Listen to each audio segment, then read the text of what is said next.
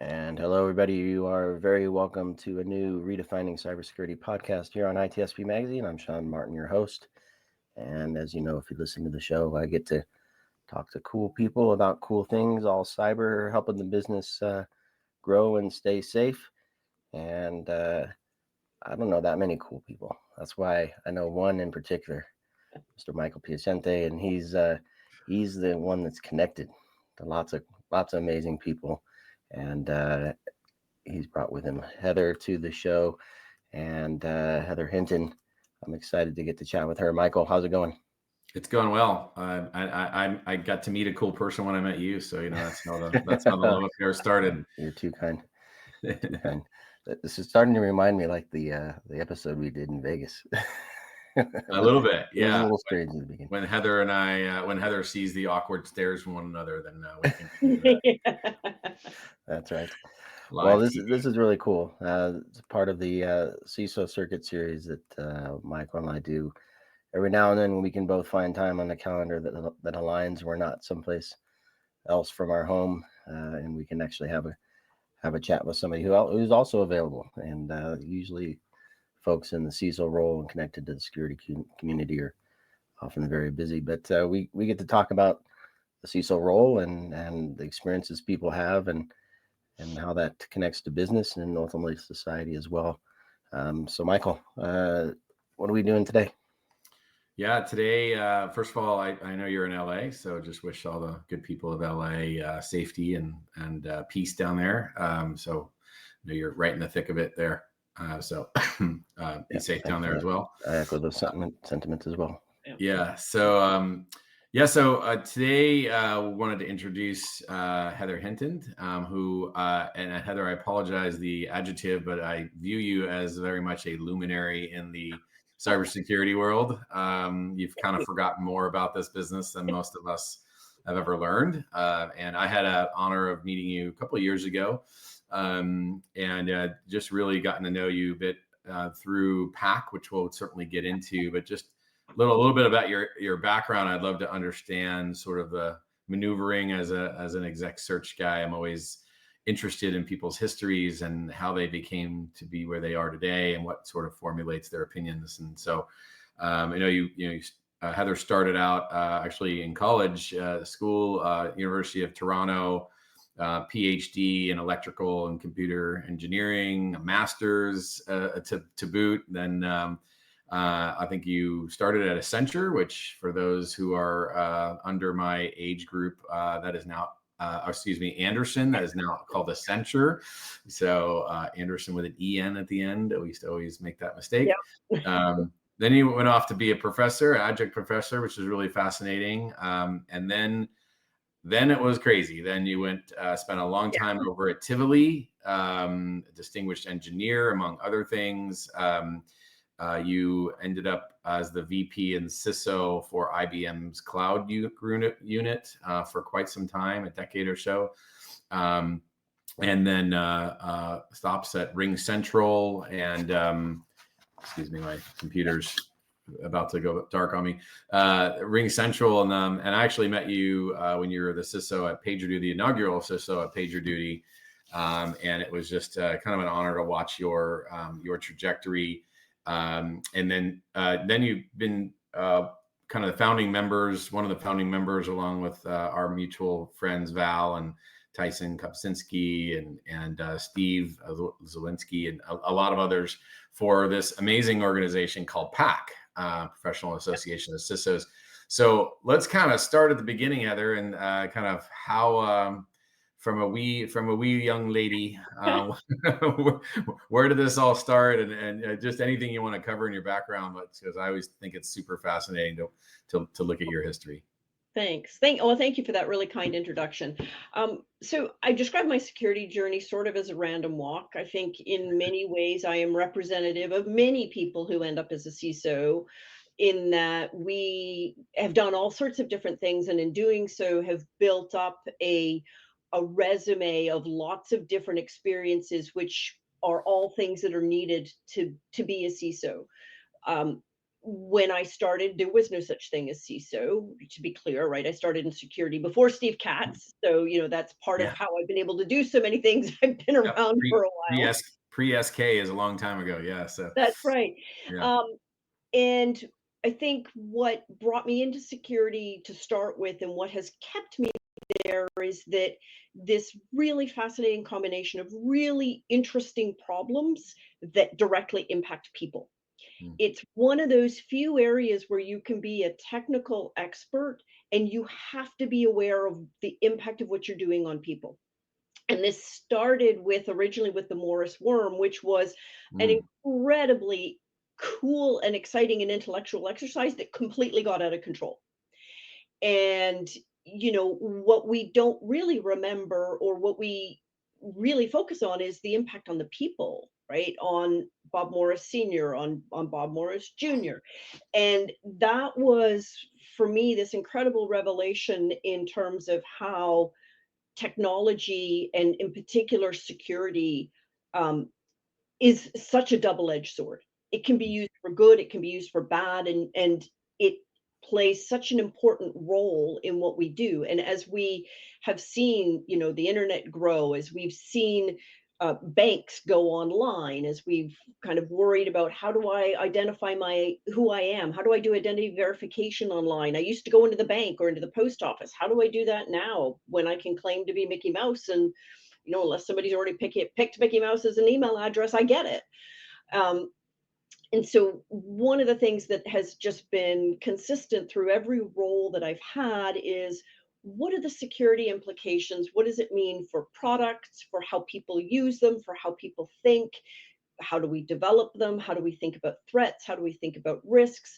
And then what's really emerged, I think, in the last 10 years is an awareness of the broader cybersecurity landscape of the nation states, of cybersecurity now, to be totally honest, as a new element of warfare, right? So we now actually talk about kinetic warfare versus cyber warfare and hybrid warfare.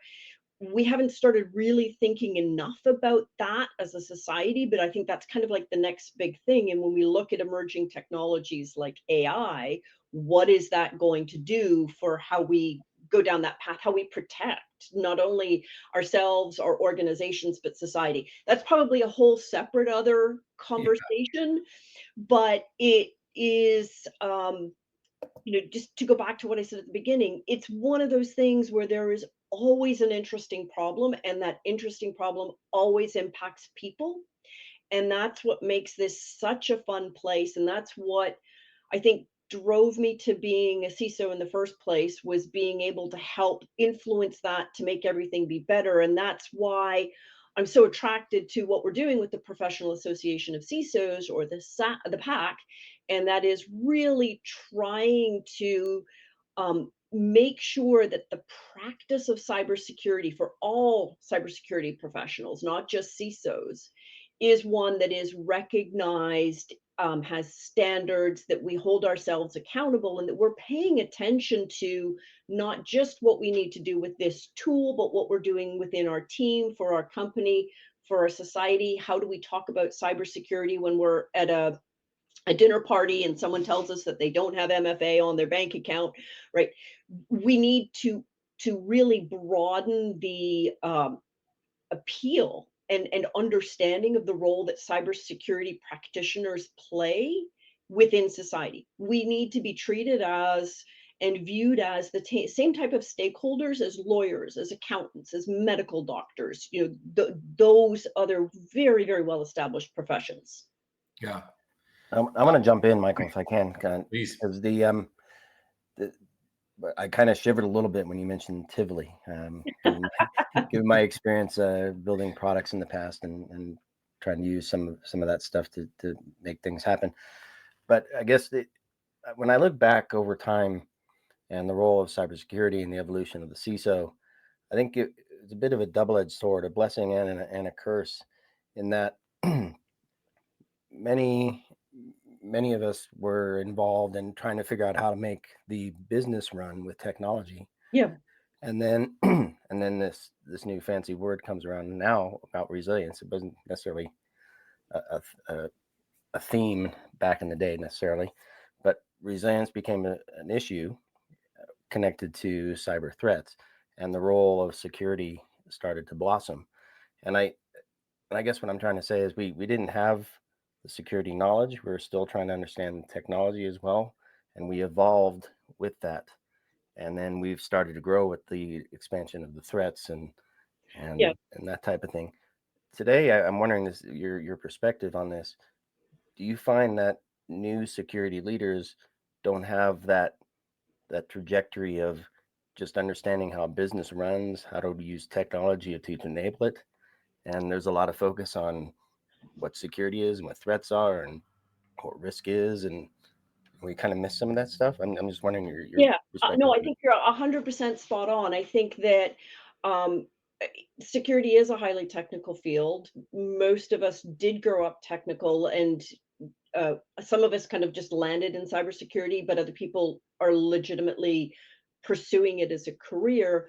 But it has always been very technically focused, right? And when you think about it, when people think security, right, often if you say I do cybersecurity at a dinner party, people say they used to say passwords, and then they would say encryption, and then they would say pen testing, but they would always come up with these very targeted and kind of almost narrow definitions of what they thought it meant, but they were always technical. They are always technical. Nobody says, "Oh, you're helping to protect the business from bad guys," right? Yeah. You are enabling the business so that they can succeed to provide services and products to customers that are going to help the customers grow their businesses, that are going to protect everybody's data. We don't think about that often enough, and that's one of the areas that we really, as part of our growing up as a profession, really need to focus. We really need to start to understand that while we are there to keep the bad guys out and to help and to make sure that we can recover quickly when they get in, not if, right? But we are doing this in service of the business, right? Not in service of keeping the bad guys out, right? We are doing this because there is a business that needs protecting, and that business has data, it employs people, it provides a service.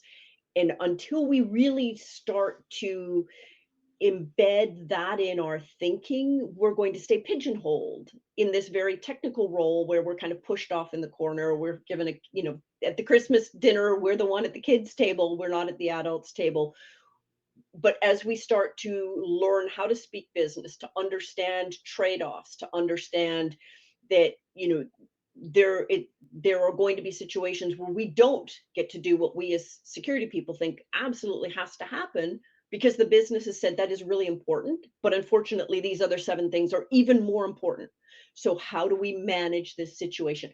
It's one that is extremely emotionally difficult for us because we view our role as protectors. And it's really hard. If you think about it as a parent, right? When you are a parent, you want to protect your child from every single possible threat. And it's really hard the first time they go off on the bicycle all on their own, going down the street to see their friends because you're going, what can happen? Right? But you have to let them do it. Yeah. First of all, a great question, Sean, and fine ladies and gentlemen of the audience. This is what a luminary sounds like. So there you go. To my earlier comment, just amazing insight. I was going to circle back to PAC because forgetting that I actually am involved in this and have been on this journey is an amazing journey of advocating and having the origin of this organization. I'm curious as to if you can help the audience understand how has it morphed over time, right? So we started somewhere and at one point, and now it's moved into a different phase. And curious if you can kind of enlighten us on that. It's such an important organization. And I refer to it almost every day in my discussions with CISOs, the advocacy that it provides and the education. So I would love to hear more about how it's kind of morphed over time and, what are some of those expectations for scope moving forward? Sure. And, it's really, I'm going to start with the origin story because it's actually very interesting. We know that both Tim Brown and Joe Sullivan have incurred pretty eye-bleeding bills for legal defense for themselves. Mhm. And a bunch of people started looking at this going, wow, that could be me. And I would lose my house. I would lose my retirement plan. How would I pay for my legal defense if something like this happened? And so a group of people got together and said, well, clearly we need to have a professional liability insurance offering for CISOs. And as is always the case when you're doing these kinds of things, right? Insurance companies, they want for them, there's safety in numbers, right? That's how they built their actuarial tables. It's how they amortize their risk and their cost. And so the insurance company said, well, that's really great, but we want to be dealing with a professional association because that's part of how we're going to manage our risk. And when we started looking at this, we said, okay, we need an association. Fine, it's a way to get people together. And then we really started digging into what other professional associations do, the history, how long medicine has been a profession, and legal and actuary and accounting and you name it. And we really had this aha moment that in order to be viewed as that level of profession, right? To have, if you walk into a party and you say, I'm an engineer, people go, oh, you're an engineer, right? We want people to say the same thing when you say, I'm a cybersecurity practitioner. And we found that really we needed to have a code of professional conduct to hold ourselves accountable for what are the best behaviors for integrity and honesty and transparency. And we needed to have standards, right? What does a CISO look like? What is a CISO responsible for? What are they accountable for? What are the skills and the expertise and the leadership competencies that we expect them to have?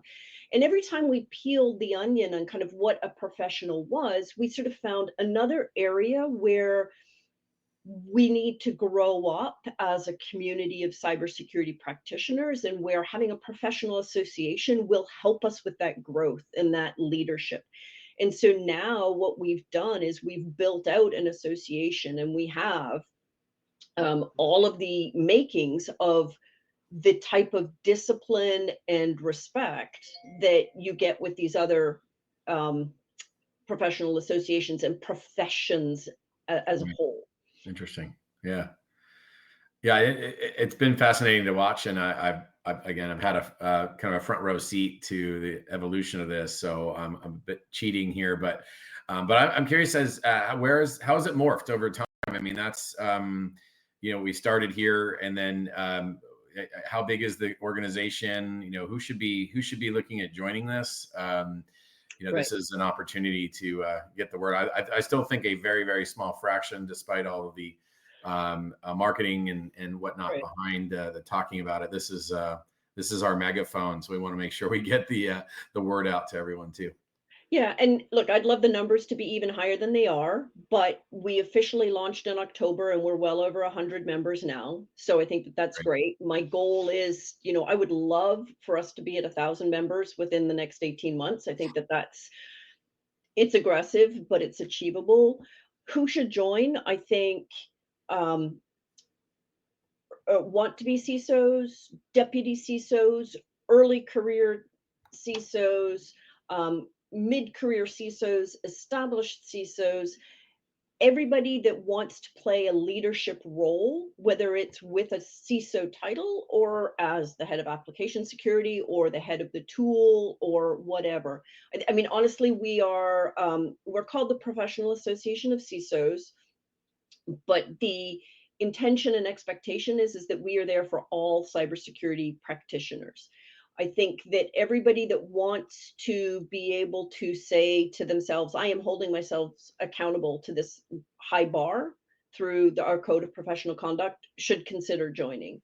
I think that everybody that wants to have a career as a CISO or as a cybersecurity leader should join, because we've got programs in place to help you network, develop the skills to work with executive recruiters such as yourself, Michael, to do things like make sure that when you get that job offer, it properly states the things for which you are responsible, for which you are accountable, that offer includes the protections that you need, that you are being set up for success when you go into a company right from day one. And, we do that by partnering with executive recruiters.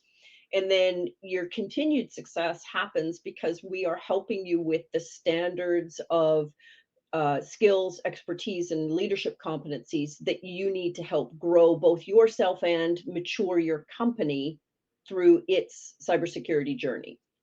Yeah. And by the way, thanks for saying that on the executive recruiting side, because it does. I mean, we will not run a search unless a client commits to either full indemnification or placement on the D&O policy at a CISO level. Yeah. We haven't done it in 3 or 4 years. We certainly not about to start doing it if clients don't understand the ramifications of that with all the evidence that's out there. It's not just Tim and Joe. It's a couple dozen others that haven't been publicly named, right? So it's not a flash in the pan that is never going to happen. Yes, those particular situations have very interesting circumstances that surround them that make them unique, but it's much more common right now. And as much as the final rule attempted and then first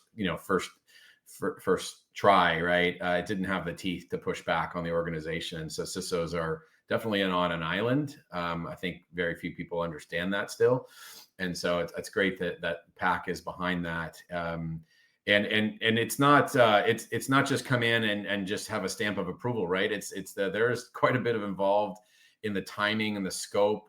You have attestation and accreditation. So I wonder if you could cover that a bit. In what is involved when someone does join. Sure. And so we don't require or expect that everybody goes through this overall lowercase accreditation process. But one of the things that we believe is that just as, lawyers and doctors and engineers and so on have to demonstrate competency to be able to practice, we are taking the same approach, and we're doing it. We're rolling out a staged approach to demonstrating these skills. And we spend a lot of time looking and researching sort of how do you really acquire skills, right? You learn them, you go to school, you learn them, you take some tests, and then you go and practice them, right? And and it's very similar, right, to how do you learn to ride a bike, right? You're going to fall off the bike a bunch of times, you're not going to be really great, but you keep practicing and eventually you become beyond proficient. You actually master that skill. And so when we look at learn, practice, mastery, that's really how we are thinking about how you go through and go through the accreditation process. So in 2026, we'll roll out something to help with the learn, and we're going to call that CISO Ready Attestation. What we are rolling out right now is attestation, and that is an evaluation of your practice. How do you practice the skills? How do you practice good communication, collaboration, relationship building, strategic thinking?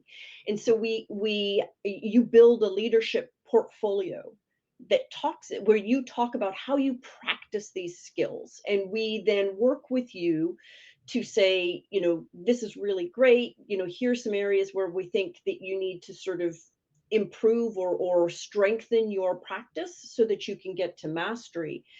And you demonstrate mastery through what we call accreditation. And accreditation is modeled very much on what you would do with a PhD in an oral examination, where you will come in and, unlike practice where you are talking about what you did, for accreditation, we're really looking at hypothetical. How would you do something? And we were very mindful that we wanted to do practice before we did theory, because everybody knows how to pass a theory test, right? You study for it and you practice it.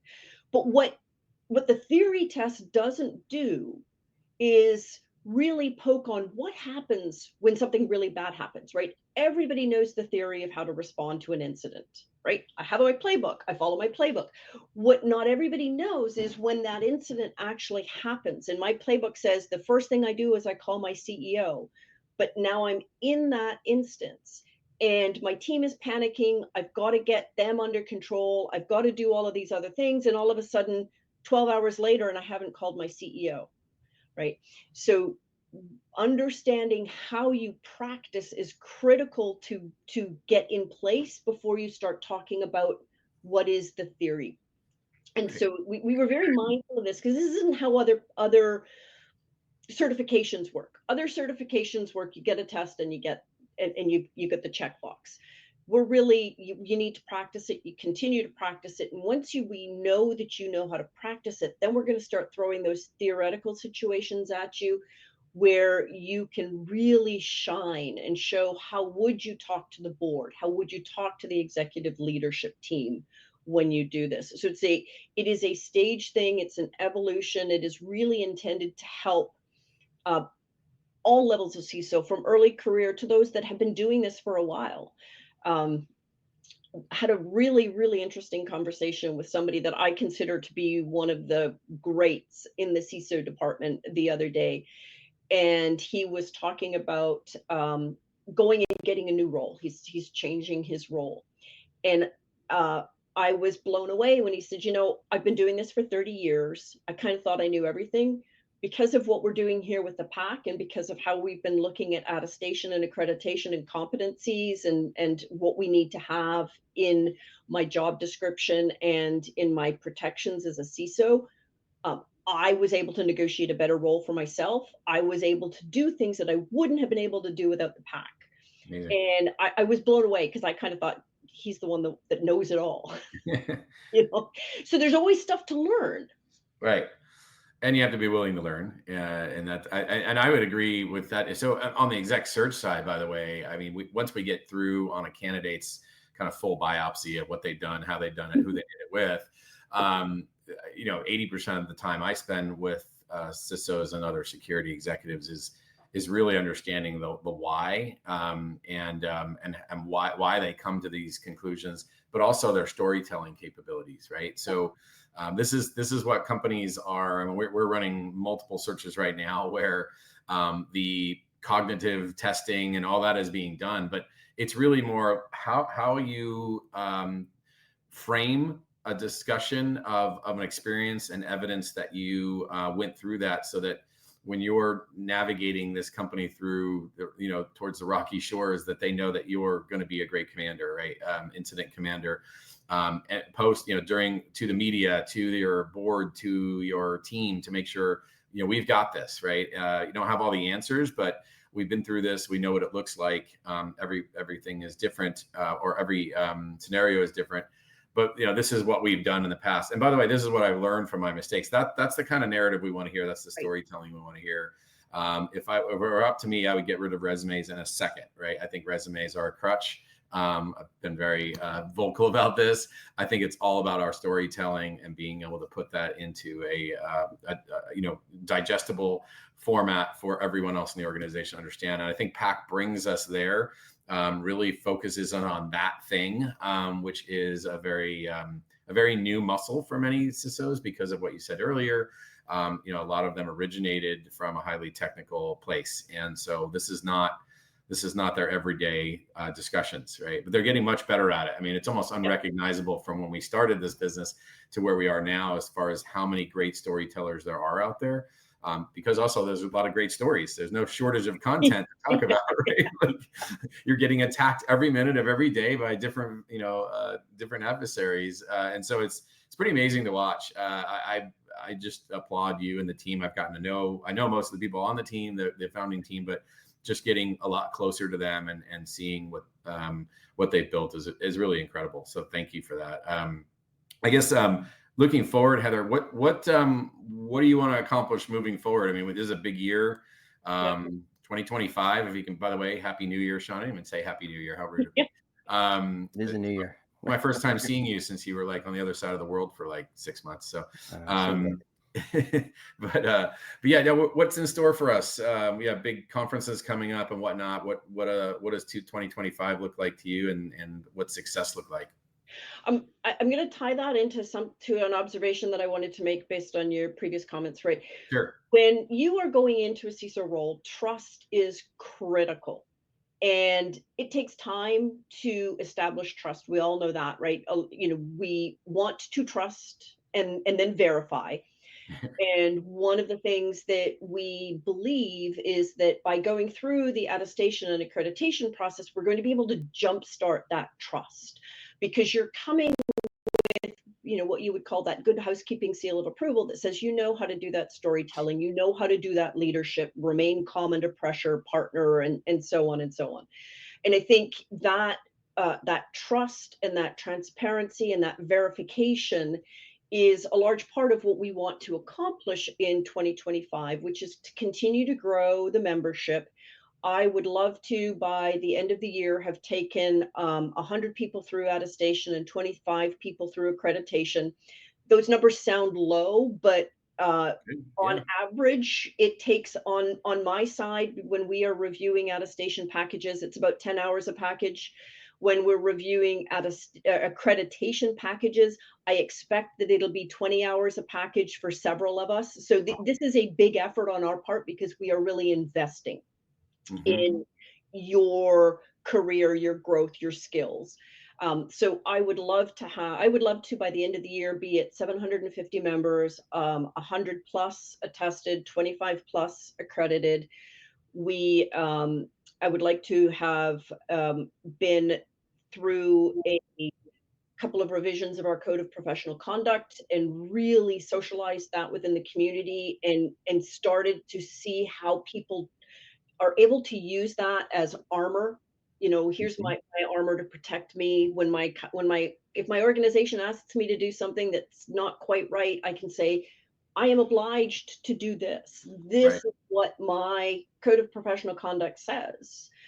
So I'd like to really see people using that code of professional conduct to help protect themselves and their organizations.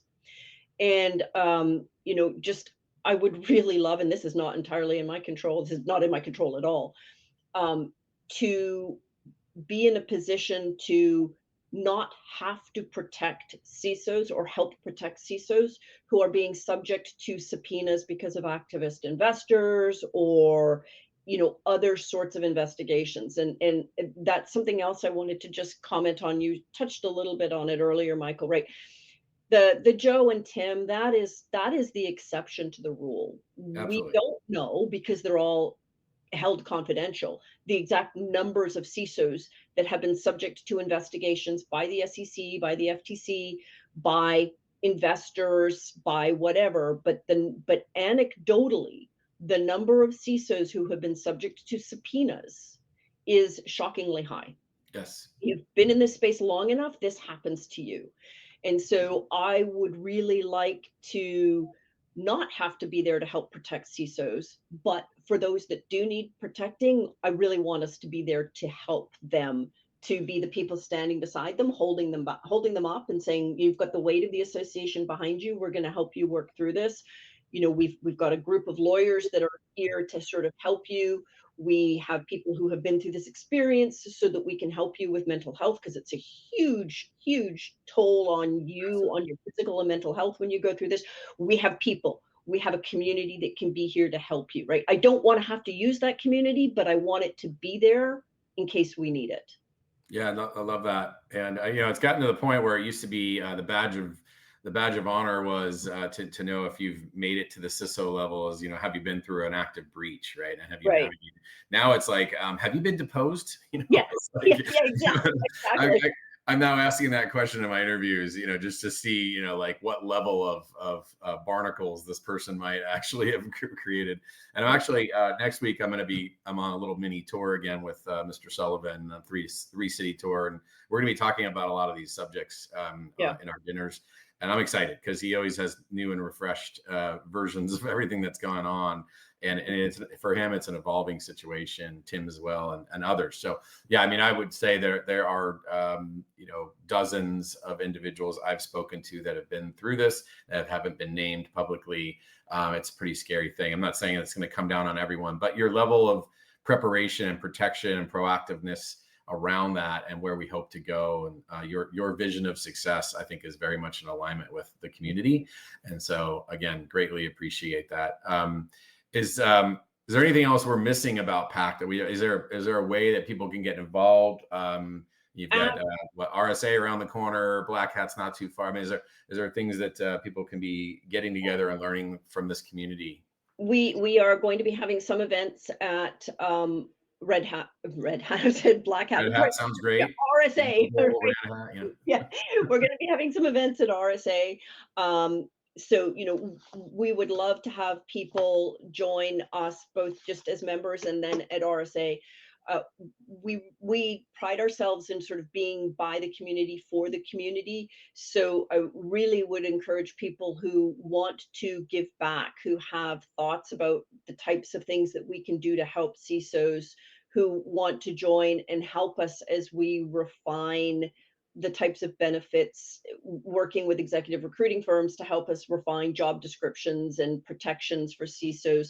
So, if you have good, bad, or indifferent experience in your career as a CISO, we would really love to have you come and join us and help. And this is anybody that wants to come and join. We do require that you be a member because you have to sign the code of professional conduct Yep. to participate in these events. But this is not something that is US only. We are focused on the US for this year just because logistically we can't boil the ocean. But we will be aggressively moving into the rest of the world, hopefully starting in 2026. And if somebody is in, I don't know, Germany, and they want to come and be a part and help us now, we are more than happy to have people. So this isn't a US only, and neither are the threats to CISOs. They are Right. not as US only. They are not driven by the SEC. They're not going away with the change of administration. These are global threats to CISOs that we need to be dealing with, as a global community. Right. Here. We talk about goals and what's the success look like. I would like to state here that by 2027, I would like to see member of PAC on every job description for a CISO. Wouldn't that be awesome? Yeah. And I'm happy to start that. But right now I'm just going to be like, what's that? But for my clients, I'll have to explain it. But I want the client to understand that is a certification level and accreditation that is just like if it's the CFO as the hiring manager, they should understand that right away. Right. Right. Like you said, doctors have Hippocratic oaths and everyone else, lawyers, and you have a certain bar to hit. And I think this is really a special organization run by very special people. It's no accident that yourself and several others who have done so much for the community are jumping in to do this. Val is incredible. Just has an engine that just won't stop. And I love. I don't know where he gets his energy. I have no idea. That's we'll try to get him on the episode too, Sean. But hold on tight because he goes quick, and I love him. So and maybe we can pull something together for RSA. Yes, it'd be better than you and I just staring at each other. Yep. That'd be great. Or that was actually Black Hat where we stared at each other, but we could do that again. We can do that, and Heather and a few others as well. I think that'd be fun. Yeah, that would be great. We'll have space there in the broadcast alley. So, I wanted to jump in and say, for those people that want to find us, we are theciso.org. We have a webpage where you can go and start to see some of our stuff. You can apply to join from there. I'm Heather at the CISO. So if somebody wants to, ask about the association and you want to do it privately, I'm happy to answer your emails. I'm not always the greatest at, I don't sit in front of emails. So I kind of look at it once a day, but I promise that if people have questions and they want to reach out, I will answer. So just, I wanted to get that in, Sean, just because I'm looking at the time and I wanted to make sure we didn't lose that piece. Yep. I love that. And I have a gazillion questions and I don't know, maybe we can have another conversation on some of the inner workings and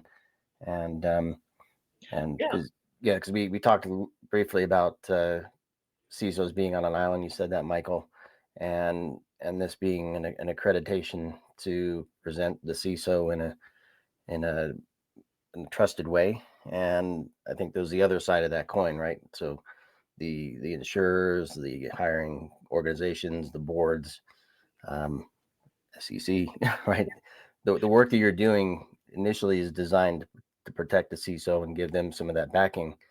But I think there are other parties that also will need to verify and trust what you're doing with this group. So Michael didn't ask where 5 years, but 5-10 years from now, I'd like us to actually be required to be accredited and licensed the way a doctor is. Yeah. I would like us to be when somebody in government has a question about the CISO role, right? We're one of the entities that they go to. We are able to help lobby for this, global standards, and we are a respected and sought out advisor when governments or entities are coming up with new laws and regulations, right? We are Mhm. there when the EU is setting out product liability rules, and we are able to provide respected feedback that is taken into account on the implications of these things, and that we are able to partner with those types of leaders to help. Because look, I started out talking about